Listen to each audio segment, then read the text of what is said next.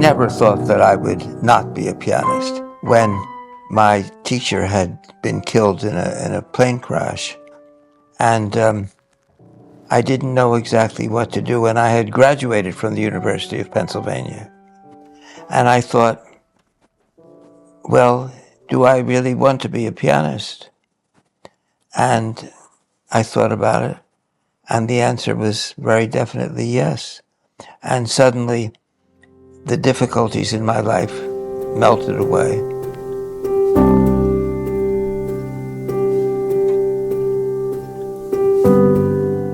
You have been teachers at the Juilliard since 1991. How was that experience to you? Juilliard, that it's super competitive. It's not competitive at all. It's the students who are competitive, and they must be, because the field is competitive. I love Juilliard, and I love the students. You have witnessed so many young generations and so many students who graduate from there. And as a teacher, do you feel a profound responsibility that has to carry on this classical music on and on?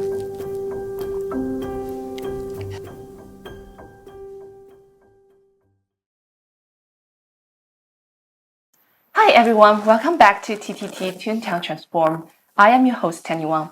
Today we are so honored to have the time to sit down and have the conversation with dear Professor Jerome Lowenthal. He is the piano chair of the piano department at the Juilliard School.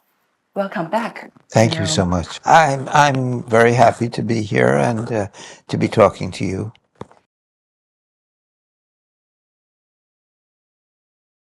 I want to start with your early life, because I felt your life is more like a book that I can just flip through and then just read it through for weeks and months. And there's so many stories. So I heard a story that you started at a very young age and played for Einstein. Yes. How was that experience? Well, that was a beautiful experience. It came about because my teacher at the time, and I was 7 years old, Joseph Schwartz, was a great intimate friend of Einstein's, this was in 1939, at a time when European Jews had to get out of Europe. And Einstein had personally gotten Mr. Schwartz out of Europe with his family. The result was that as Mr. Schwartz became the honorary chairman of the music department of the Settlement Music School in Philadelphia, which was where I was studying and where Mr. Schwartz lived. So Einstein became the honorary chairman of the music department. And there was a concert of the students given in his honor, and I was playing in that concert. And it was a great moment for me in life. Einstein, of course, was a legendary figure in every way. And it had a lot of social significance also, because Einstein represented the persecution of Jews in a certain way.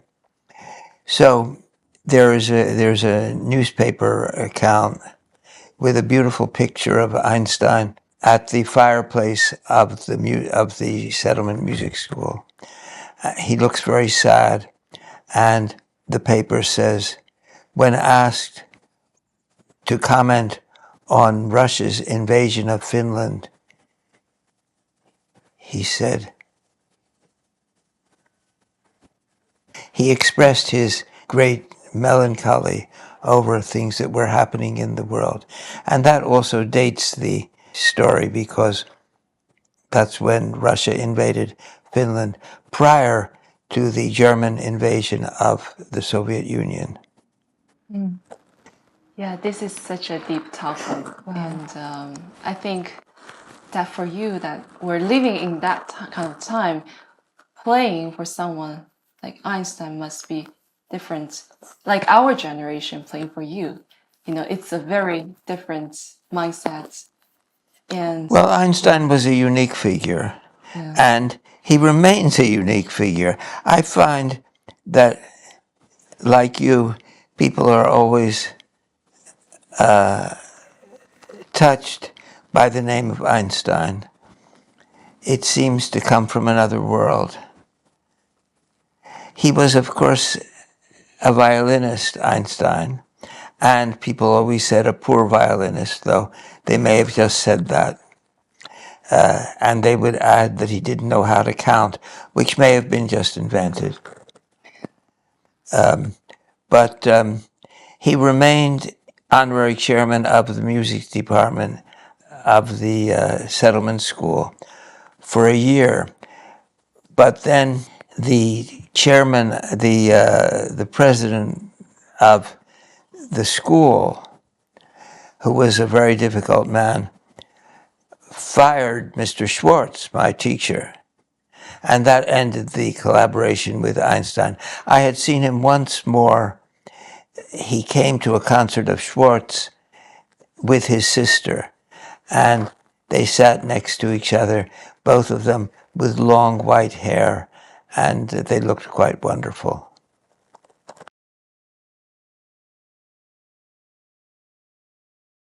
You also collaborated with the great Philharmonic Orchestra since at the age of 13. But despite this flirtation at your young age, you started to actually major in French literature at the University of Pennsylvania. So what was that decision-making process behind that moment?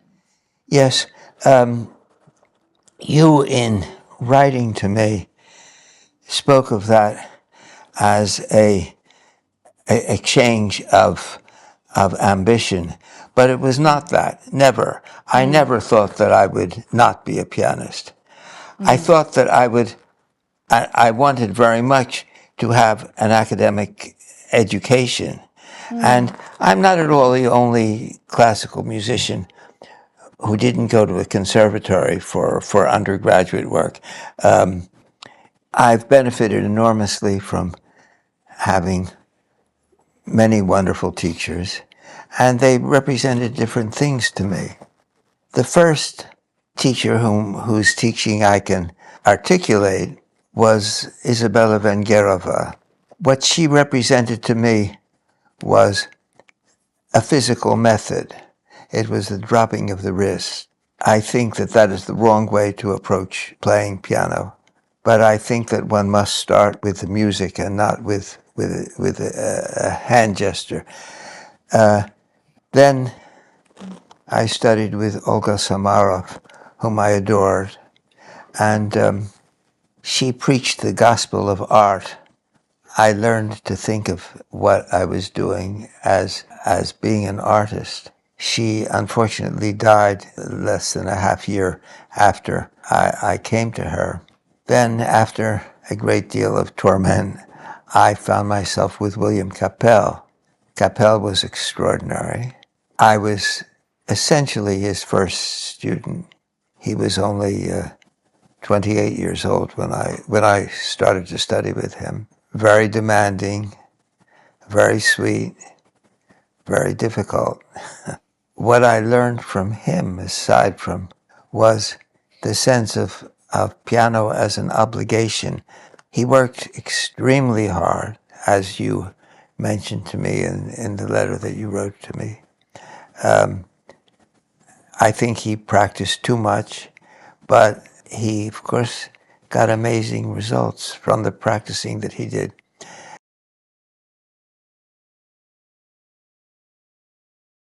I remember he was very annoyed once. He had dinner with Rudolf Virkushny, the great Czech pianist, and they were discussing the Chopin B minor sonata. Kapell said they got to talking about, or Kapell got to talking about,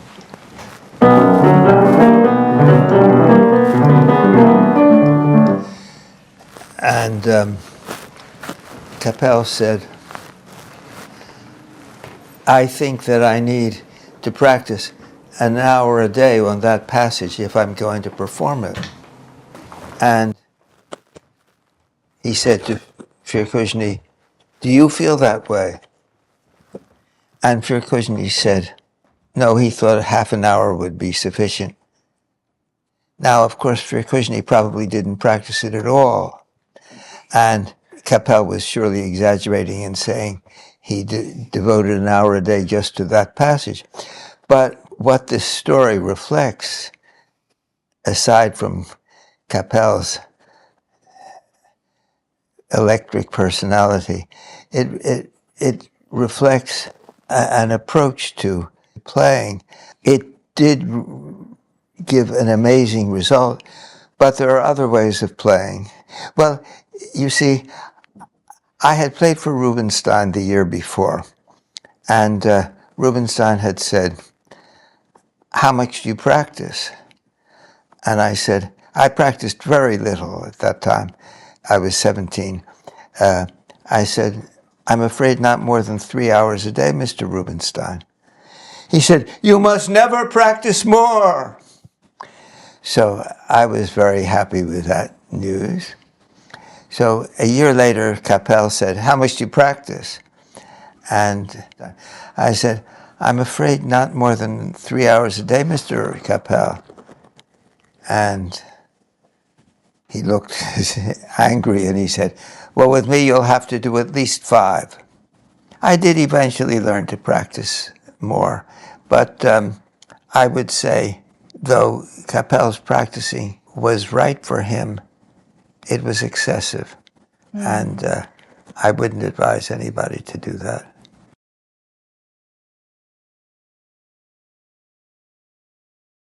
Well, I also wanted to ask your opinion towards interpretation. Because during a master classes, the student was demonstrating Chopin Fantasy in F minor, and during a section at the ending, the score was suggesting a diminuendo, but you were strictly asking the students to follow score with a faulty dynamic. What, in your view, what is this excessive interpretation? I do very often hear people play it like this.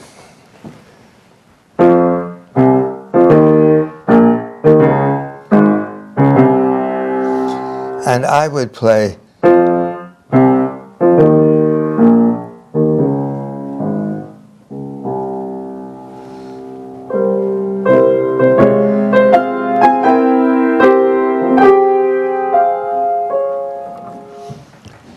the point being not so much diminuendo as the point being narrative.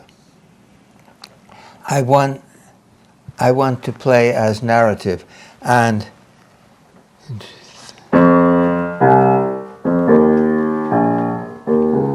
tells a story of going down with these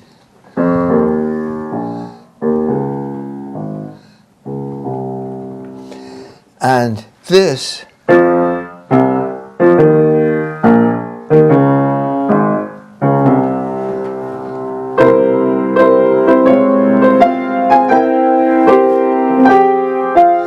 that tells architecture. It tells the music is ti-dum, ba-dee-dum, ba-da.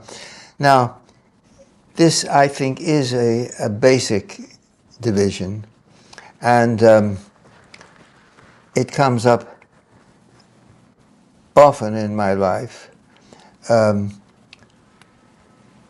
Some years ago, I played the Hammerklavier Sonata in Berlin, and afterwards I went out with a few pianists, and they got into an argument over whether the beginning should be with one hand or two.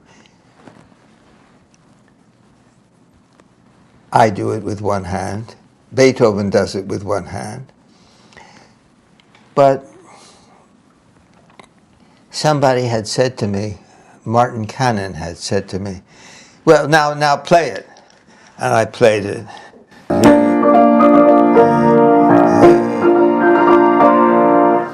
He said, yes, but your rhythm is wrong. Now, what he meant by that was that it took me longer to get the second time the leap up to the F than the first time to the D. Now, for me, that's the point. That's why Beethoven writes it like that, because he wants the story told, the story of a leap of the third, followed by a leap of the fifth, followed by... But somebody in Berlin in this discussion said, well, but I think that the rhythm is an architectural element in the piece, meaning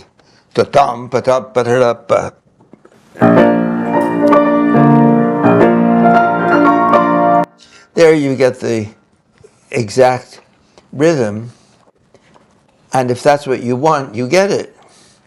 But it's not what I want. And generally, it's not what I want. It's particularly not what I want in Chopin.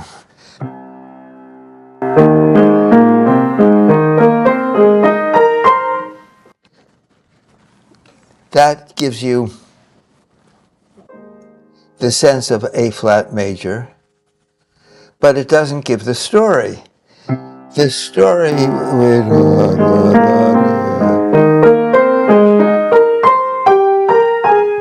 or you can play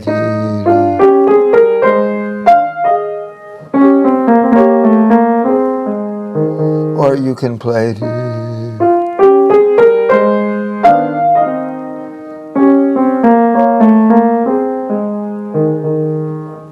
I played the third ballade for Rubinstein in 1949, and he said, you know, I always think that this piece is about a boy and a girl who meet and talk, and then they go off on horseback. That's, of course. I loved that, and I still love it. It doesn't tell the whole piece, but it's a story. It's not a tune in A flat major. It's a story of...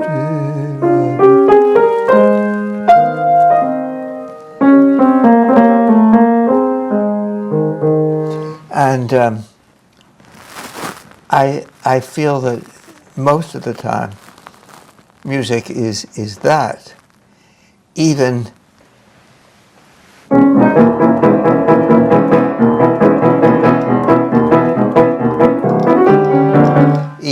the Bartók Sonata, which, of course, Bartók said he modeled on the Waldstein Sonata, which is also a story.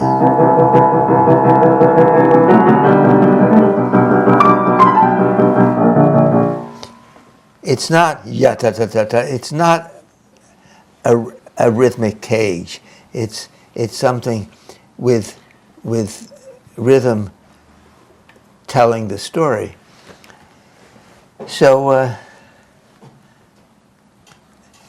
that which can be interpreted through the pedal, through accents, it's basically the way I like to hear music played.